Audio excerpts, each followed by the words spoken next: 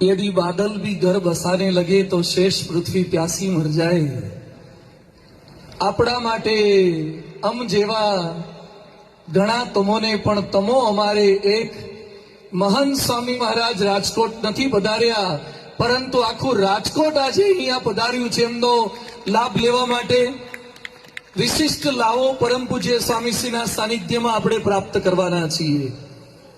જે ગોંડલ અક્ષર મંદિરના પરિસરમાં 2-3 હરિભક્તો સમગ્ર દિવસ દરમિયાન આવતા હોય, બ્રહ્મ સ્વરૂપ યોગીજી મહારાજ ટ્રેન આવે ને કોઈ હરિભક્ત આવે એની પ્રતીક્ષા કરતા હોય।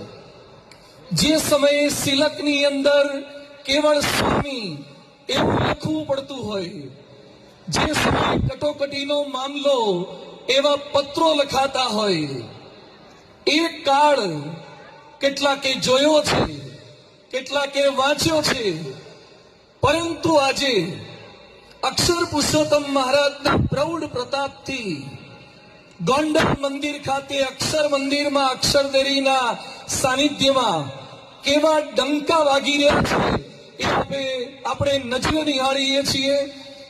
આજનો આ શરદ પૂર્ણિમાનો સભાગૃહ ખુલ્લું મેદાન હરિભક્તોથી હકડે ઠઠ ભરાયું છે। બધાને એક વિનંતી કરી દઉં કે બધા થોડાક આગળ આવો તો નવા આવનારાનો આપણે સમાવેશ કરી શકીએ। બધા હરિભક્તોને વિનંતી છે કે થોડાક આગળ આવીએ તો નવા આગંતુકો હજી આવી રહ્યા છે, ભાવિકો આવી રહ્યા છે, એ સૌ કોઈનો આપણે સમાવેશ કરી શકીએ।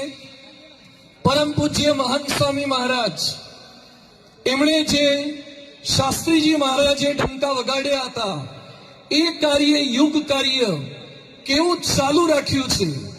સમગ્ર વિશ્વમાં ગુણાતીતના ડંકા કેવા વાગી રહ્યા છે। કેટલાક લોકો બોલતા હતા કે અહીંયા તો રાણીનો હજીરો થશે, તણખલાની તાપલીથી ભૂત થોડું